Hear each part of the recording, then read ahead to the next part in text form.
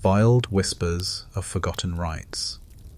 There are chapters of human history that do not lie in grand monuments or royal decrees, but in dust-choked vaults, in untranslatable fragments, in warnings scratched on clay that seem less like record and more like a plea.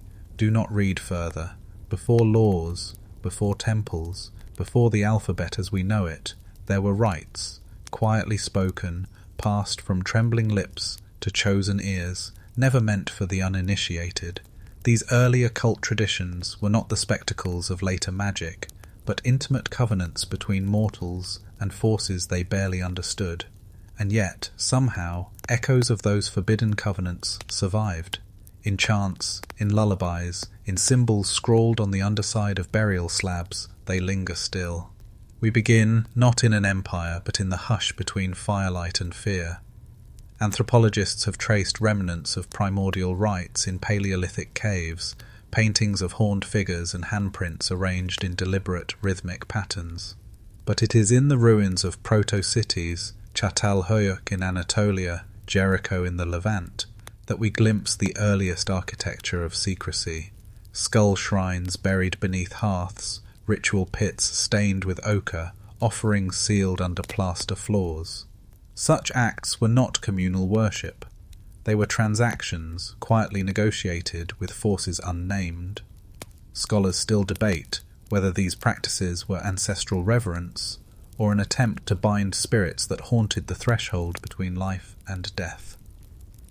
Unlike organized religion, where gods are invoked openly, these fragments of occultism whispered of knowledge that should not be shared. Across disparate sites, we find recurring symbols, spirals, interlocked hands, figures with no faces. These are not artistic flourishes, but coded marks, boundary signs between the known and the forbidden. Some researchers argue these symbols represent the earliest PR easthoods, not of doctrine, but of memory. To guard a secret was power, to speak it aloud was peril. By the 3rd millennium BCE, secrecy had already hardened into institution. Scribes in Sumer and Akkad compiled tablets not for public record, but for hidden archives, marked with Nesh Ginu, to be kept sealed. It is here we encounter the first documented fear of knowledge itself. One such fragment, found in Nippur, describes a ritual to call the watcher from the threshold, instructing the reader, if he answers, close your eyes, do not ask his name, a quirk of translation, or a warning in earnest. Scholars still debate whether this was theatre, metaphor, or something earnestly feared. We often think of occult rites as acts of summoning, but in these earliest forms they were acts of refusal. Locks before keys, walls before doors. Most vanished without written trace, surviving only where stone could not be erased. Along the coast of the Levant, burial jars containing headless clay figurines have been unearthed, arms crossed, sealed in ash. Their purpose is unknown. Some suggest they bound malevolent forces, others believe they embodied them, entombed to prevent return. Whomever they wished to silence, they feared might yet listen. There is a curious habit found in multiple ancient cultures, the deliberate destruction of ritual objects, rattles snapped in half, amulets shattered, idols burned. These were not discarded out of disuse, but ceremonially killed once their purpose was fulfilled. Archaeologists call them ritually terminated objects, as if the object itself once held life. It suggests those who wielded early magic did not trust their creations once released. Scholars still debate whether these objects were considered dangerous or simply taboo to retain, and so our journey into the forbidden begins not with a nameable god nor a traceable cult, but a hush, a recognition that certain knowledge was never meant for daylight. Like embers buried beneath cooling ash, these early occult mysteries lie dormant, awaiting the one foolhardy enough to disturb them. From these roots, 3 great enigmas emerged, rituals so enduring they threaded themselves through civilization only to be sealed away again.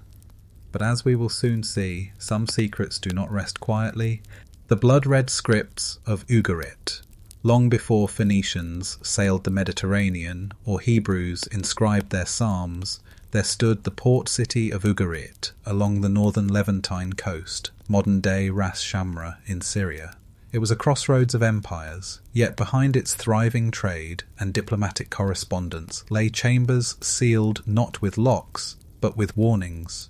When archaeologists descended into its ruins in 1928, they expected merchant archives. Instead, they unearthed clay tablets, scorched crimson, etched in a cuneiform alphabet unlike anything seen before. Some bore hymns, others treaties. But a select few were different, marked with twisted ideograms, deliberate smears, and a curious annotation that appears in broken lines. Shpa ilm, the writing of the gods. Here, language itself becomes ritual. The scribes of Ugarit were renowned in the late Bronze Age, yet these particular tablets were not meant for court or clergy. Many were found apart from libraries, buried beneath thresholds or wedged behind walls. They referenced rites unseen elsewhere, summoning not gods of storm or sea but shapeless presences called Rephaim and Illuma, beings older than daylight.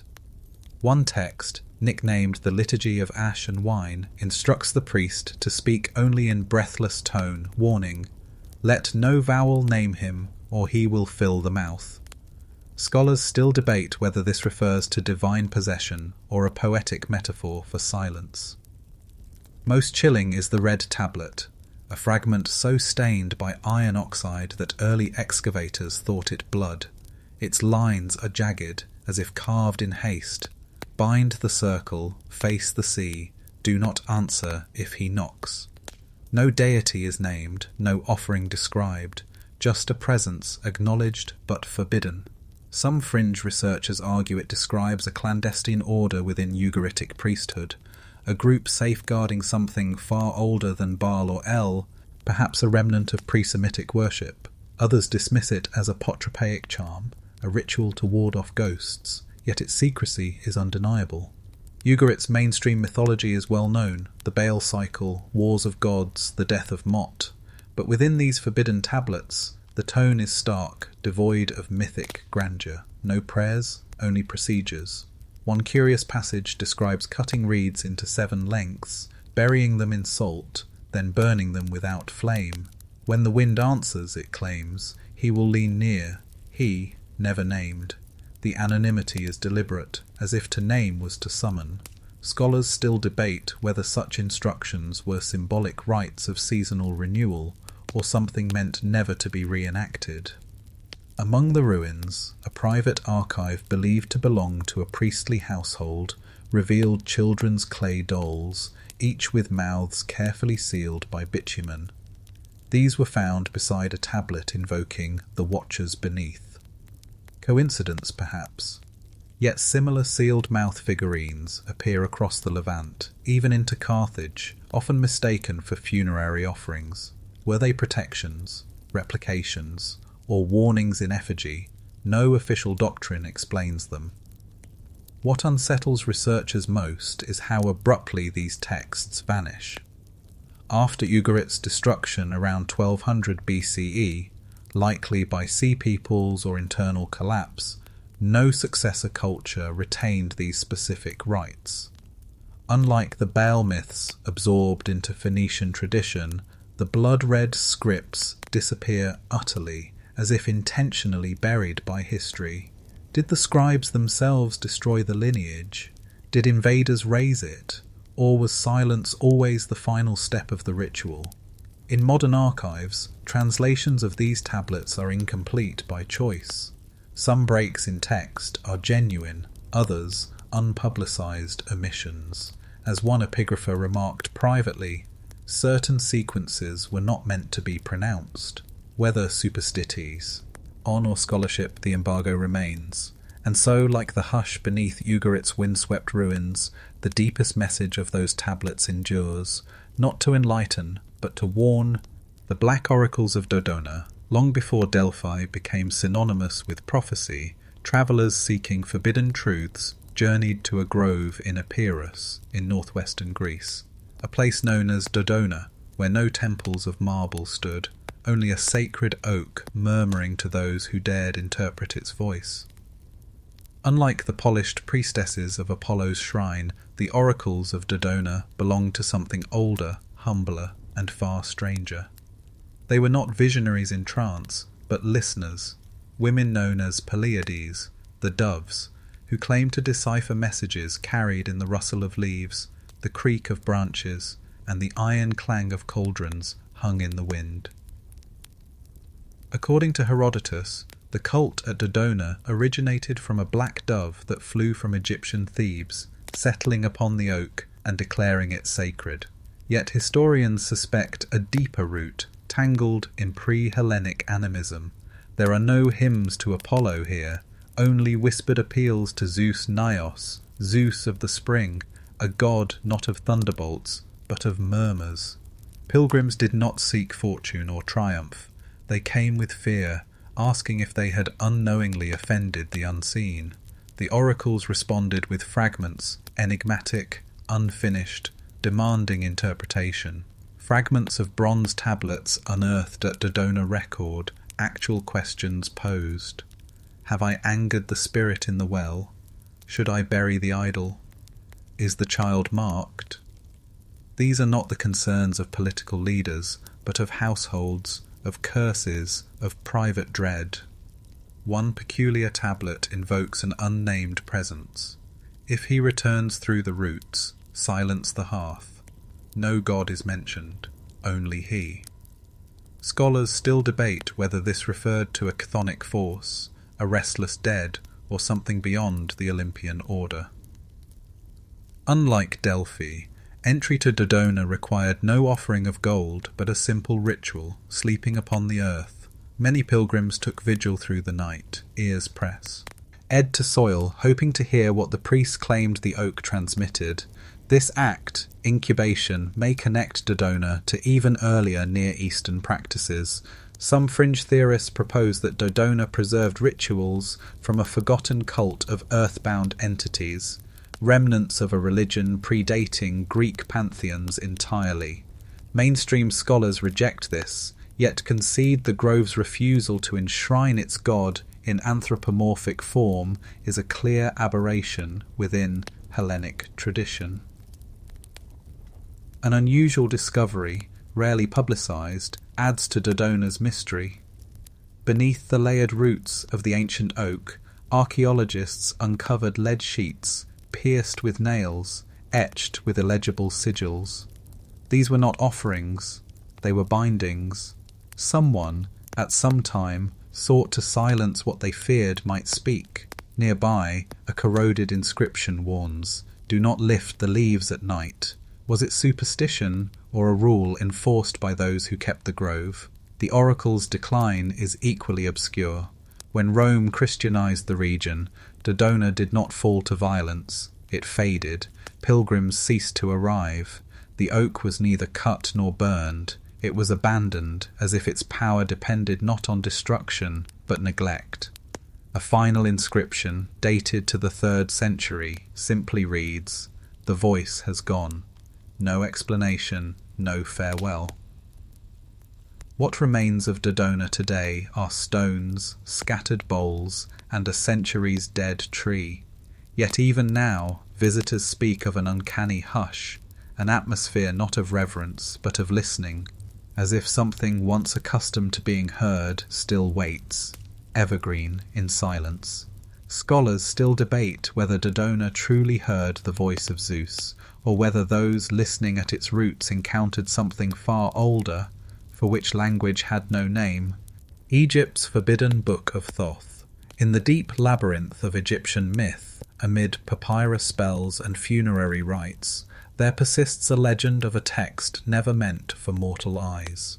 The Book of Thoth, a scroll said to grant dominion over earth, sky, and the voices of the dead.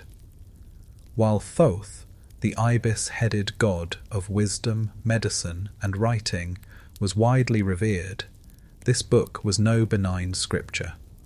Ancient priests warned it contained the speech of the gods.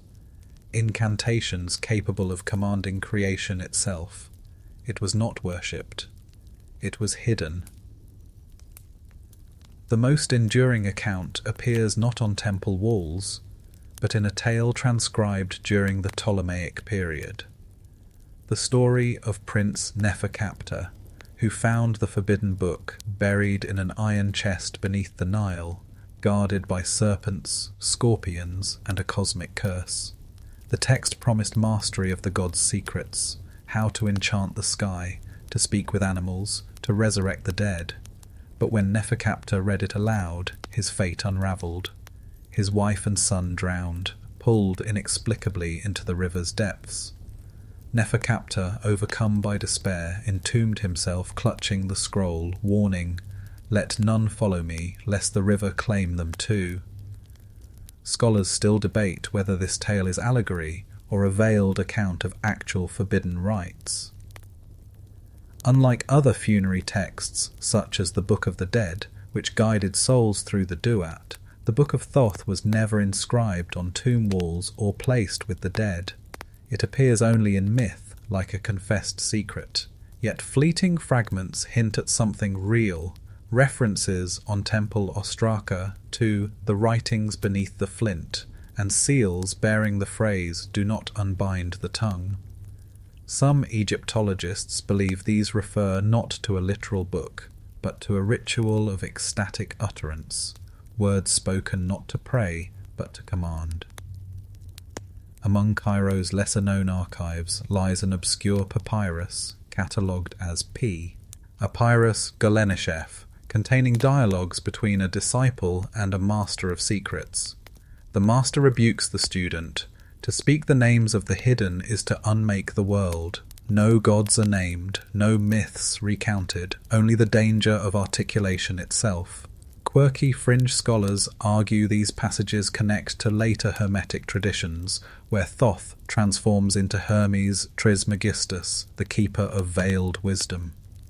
Mainstream historians remain cautious, yet admit a striking continuity, a belief that certain knowledge is not sacred but toxic. In 2005, excavations at Tuna El Gebel revealed a crypt sealed with bitumen, containing 3 headless ibis mummies and a single alabaster shard etched with a warning, "May his mouth be sealed who breaks this." Nearby fragments suggest offerings made without name, an inversion of Egyptian custom where names preserved immortality. To remove a name was to erase a being from existence. What, then, were they trying to erase? A tantalizing rumour persists among academic circles of an untranslated papyrus held privately, too dangerous to reproduce. Such claims are scoffed at publicly, yet quietly entertained in private correspondence. One Egyptologist, shortly before his death, allegedly wrote, "The book still punishes the curious." No such statement appears in formal papers. Unlike other lost texts, the Book of Thoth does not promise enlightenment. It threatens it. It whispers of knowledge that, once spoken, cannot be unsaid. Knowledge that breaks rather than builds. And perhaps that is why it was never canonized, only whispered through cautionary tale. Some secrets, Egypt teaches, do not slumber. They wait. The Chaldean star magi. Long before astrology became a matter of horoscopes and birth charts, it was guarded by a priesthood in Mesopotamia, keepers of skies whose authority rivaled kings. They were known as the Chaldean Magi, astronomer priests of Babylon who climbed stepped ziggurats not to worship, but to watch, mapping the heavens with fearsome precision. Theirs was not divination of personality or fate, but a system so severe it bordered on fatalism, that every rise, every ruin was scripted in the stars.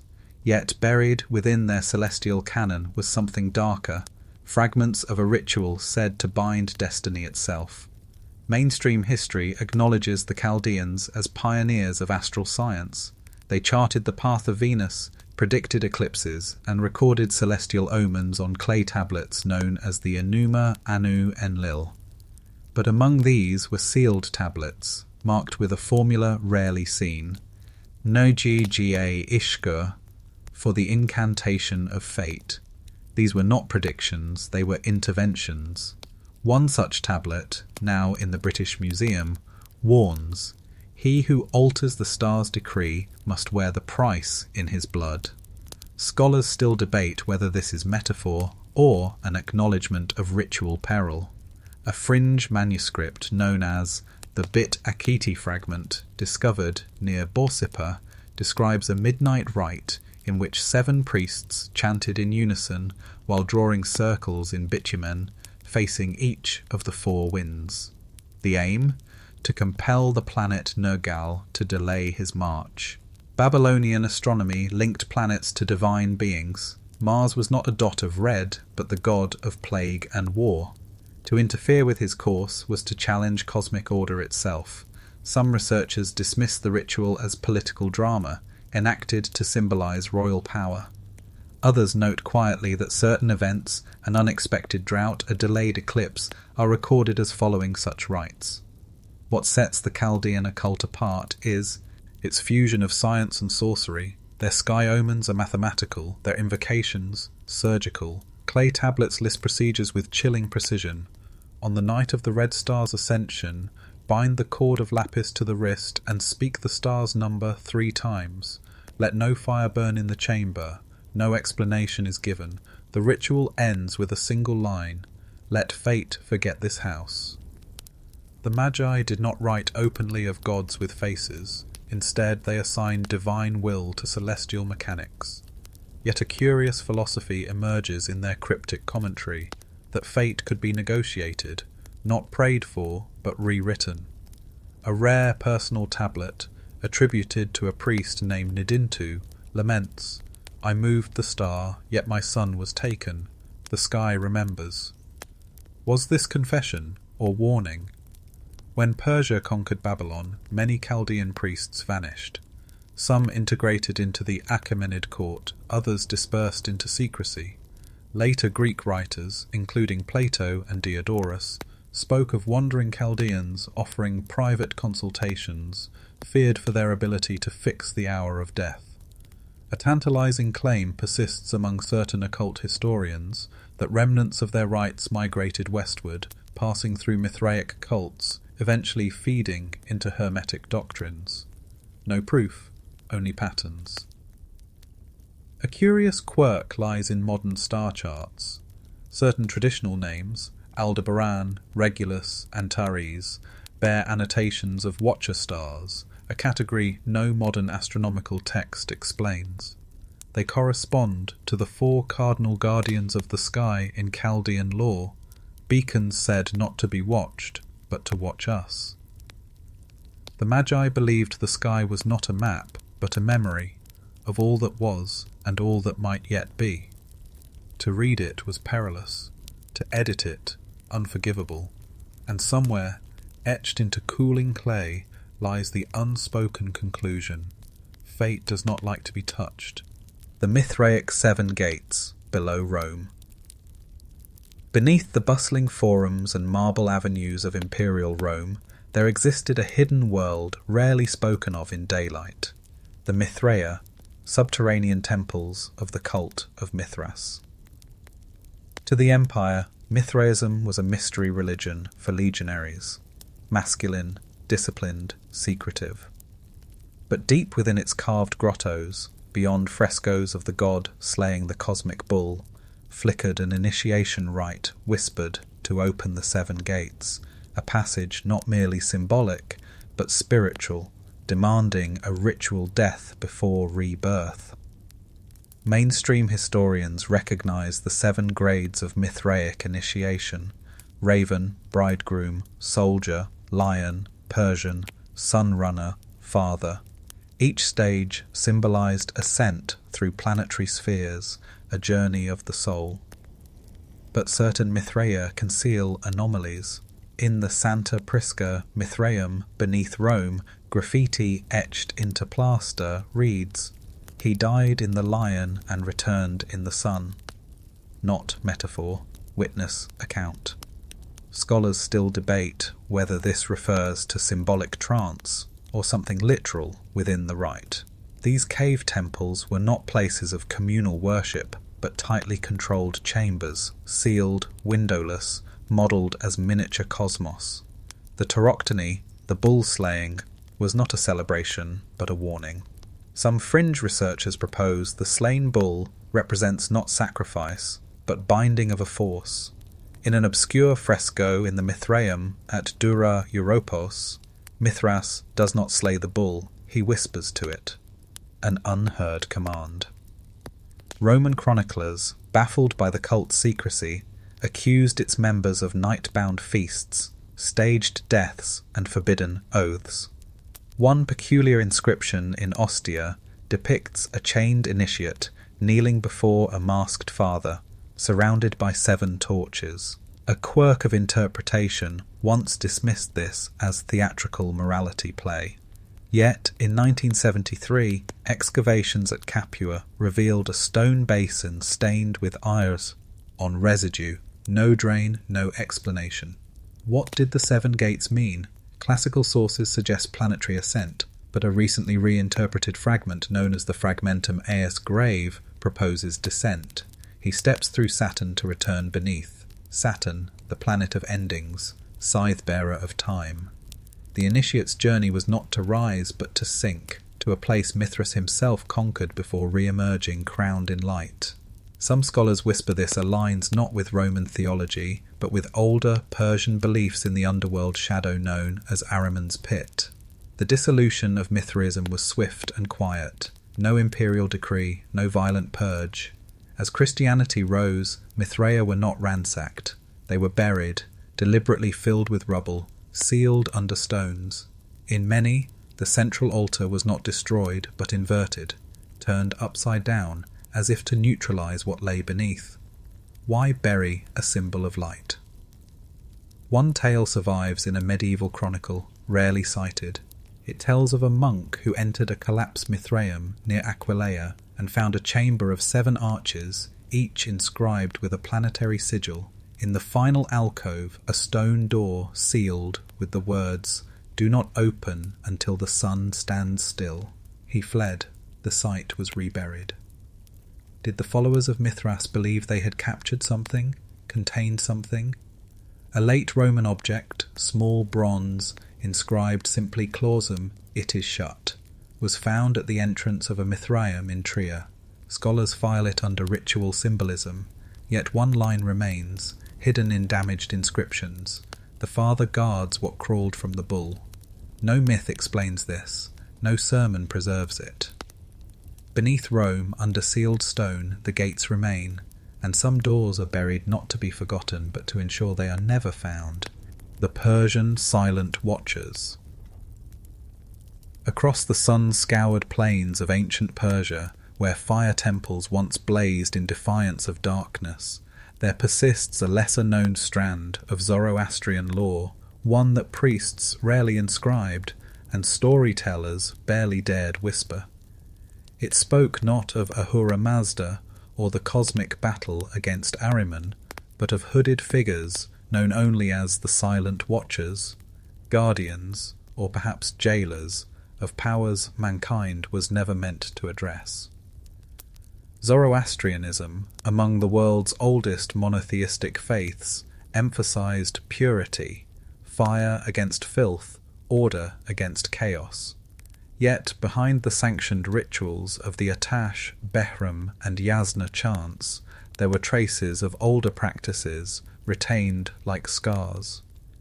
In Avestan fragments, seldom recited, appear references to Daivas, not demons but ancient beings once worshipped before Zoroaster's reforms.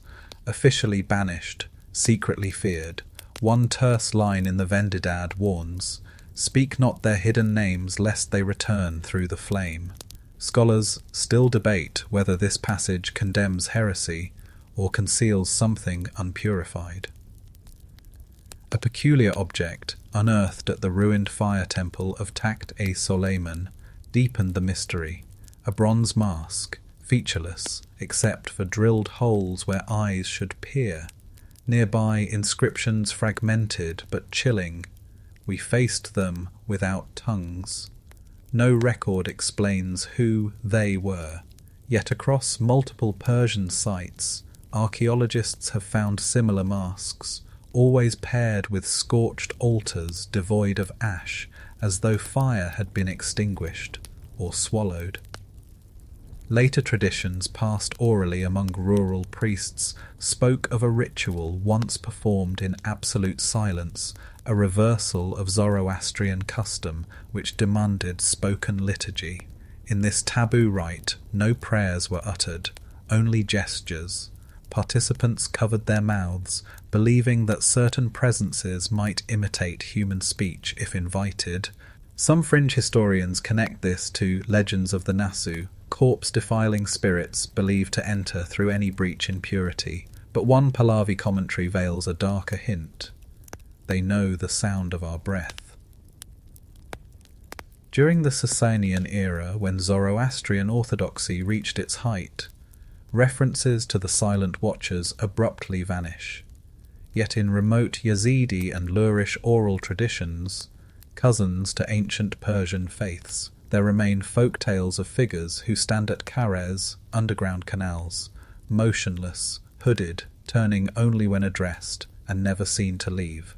Farmers claim they appear before droughts or plague. They are not confronted, they are endured. A curious medieval chronicle by Al-Thalabi recounts an anecdote of a magus who, during a drought ritual, forbade his apprentices from speaking after sundown. When one broke the silence, a voice from outside repeated his words, but twisted, hollow. The magus extinguished the sacred fire. The next morning, the well beside the temple was found filled with stones. The tale is brief, dismissed as superstition. Yet even today, among the Zoroastrian diaspora, some elders caution against speaking near abandoned fire altars after dark. The quirk at the heart of this law is absence. No formal doctrine denies these beings, because no doctrine acknowledges them at all. They linger in margins, in hesitations, in the tightening of a jaw when an elder is asked about the watchers without tongues.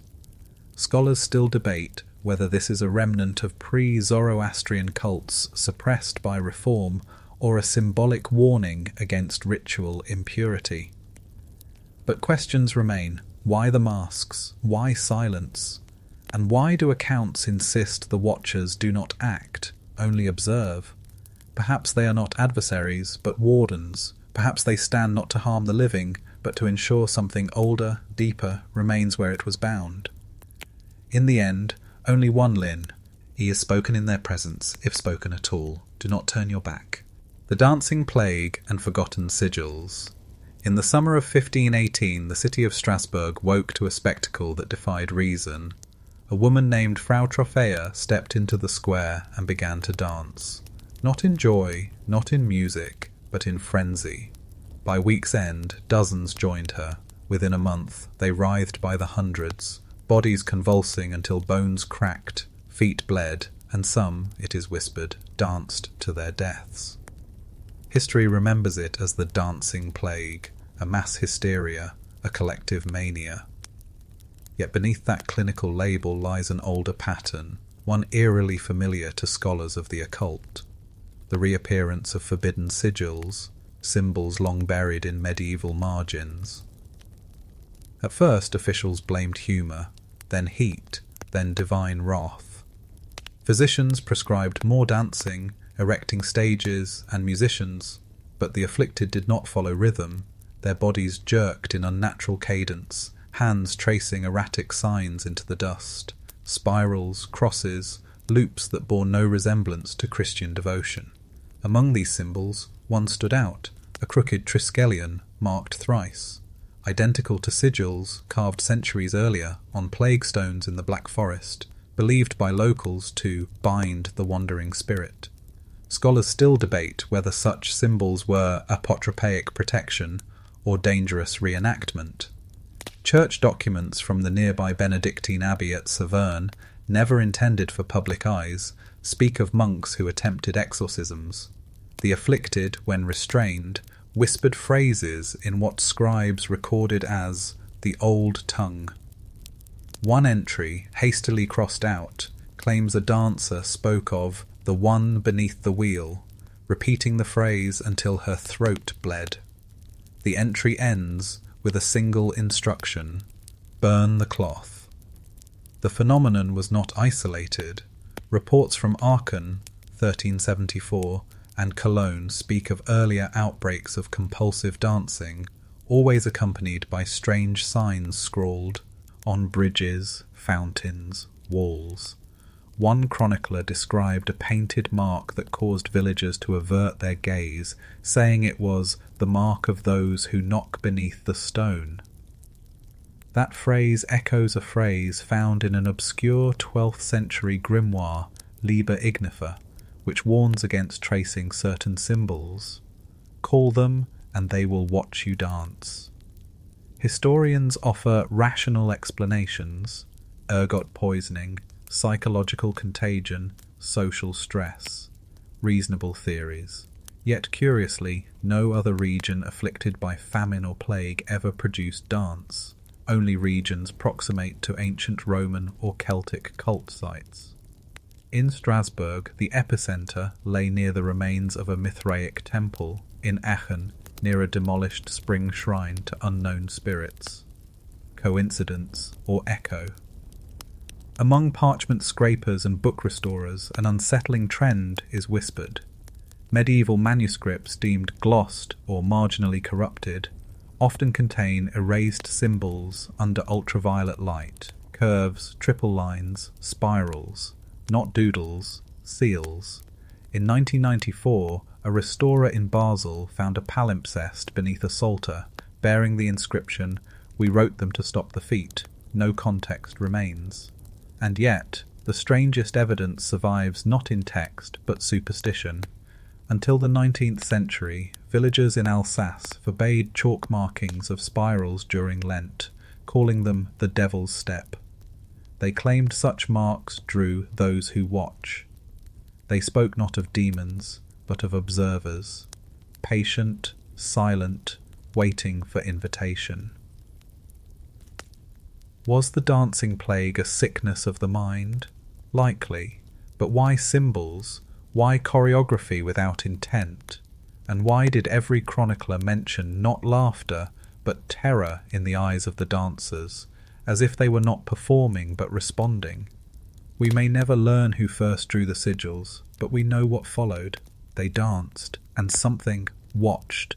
The sealed cellar of Belmonte. In the quiet Spanish village of Belmonte, tucked within the crumbling remains of a 16th century manor, lies a discovery spoken of only in archivist circles, a cellar sealed in haste, its entrance bricked and plastered as though the stones themselves were meant to forget.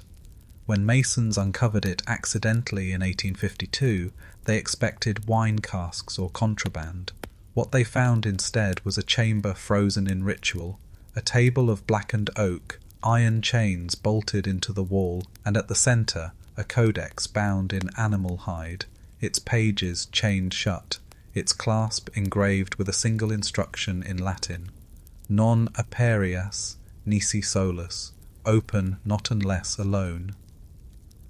The manor had once belonged to Don Hernan de Villacreces, an obscure nobleman rumoured to have consorted with alchemists fleeing the Inquisition.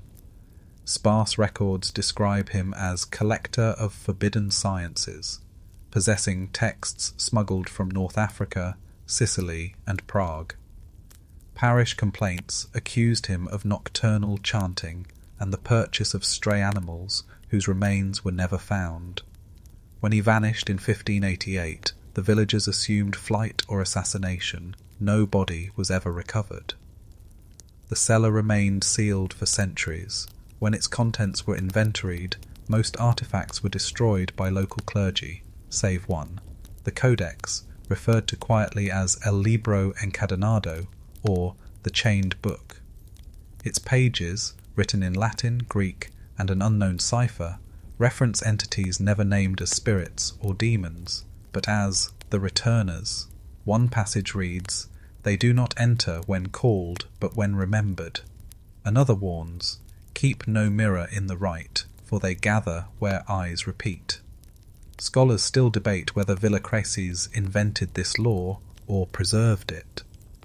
Scrawled in the margins are frantic revisions, diagrams of circles intersecting at uneven angles, sigils drawn and then violently crossed out. Particularly disturbing sketch depicts a figure with no face, surrounded by 7 smaller silhouettes bowing, not in worship but resignation. At the bottom of the page, 3 words, "He stands behind." Whether this is illustration, hallucination, or confession, no one agrees. A friar who witnessed the cellar claimed there was more, a chair facing the wall, restraints at its arms, and beneath it deep scratches, as if made by nails, human or otherwise.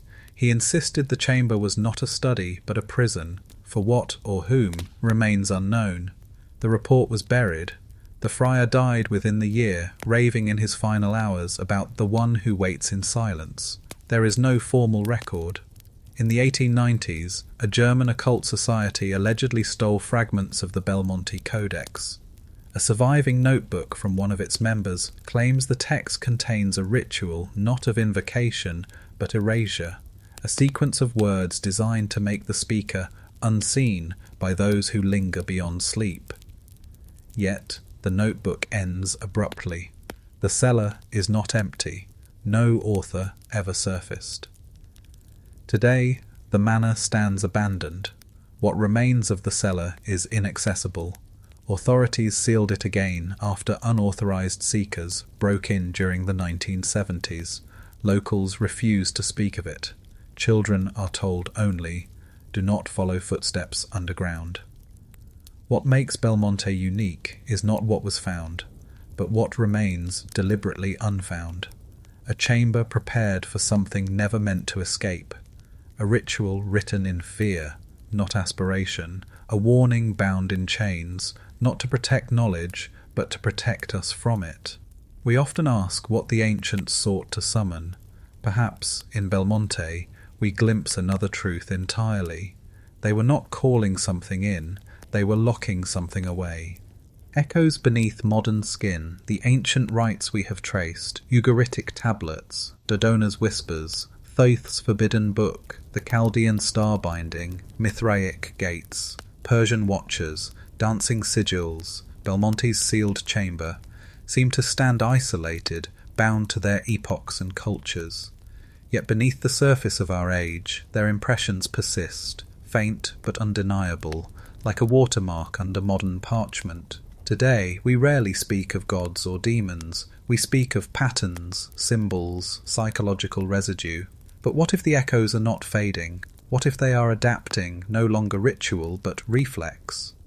Consider the symbols, spirals, triskelions, threefold marks, once etched in clay, buried under hearths, scrawled on monastery margins, now appear casually in street art, in album covers, in counterculture logos. They are treated as aesthetic, playful. Few suspect their lineage.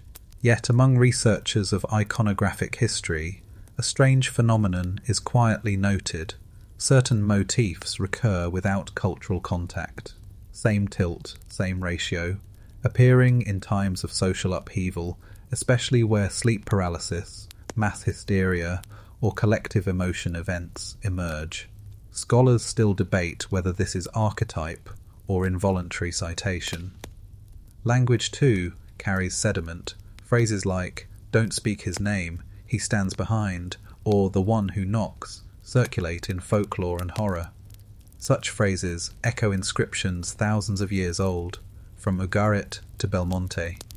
A linguistic coincidence? Likely. Yet why does every generation invent a figure who is seen only when remembered? Why does every culture formulate a rule? Do not turn, do not reply, do not dance.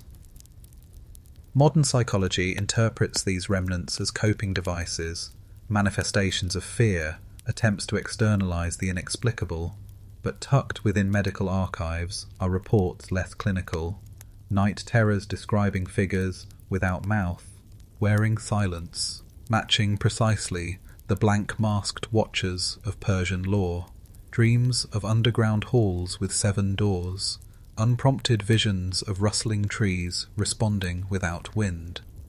These are dismissed as coincidence, but coincidence rarely obeys form. Even within digital realms, where folklore mutates with velocity, certain myths refuse to die. Internet ghost stories replicate ancient structures, ritual instructions, viewing taboos, invitation by recognition. A case study on anonymous forums tracked a phrase appearing in multiple languages over 5 years. It knows the sound of your breath. No origin traceable. It emerges, disappears, then reappears with altered grammar, like evolving scripture. In 2013, a folklorist attempting to reconstruct suppressed cult liturgies noted a pattern that chilled her.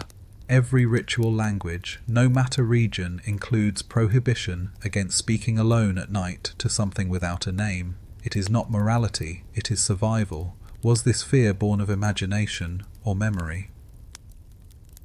The most unsettling discovery, perhaps, lies in our lullabies.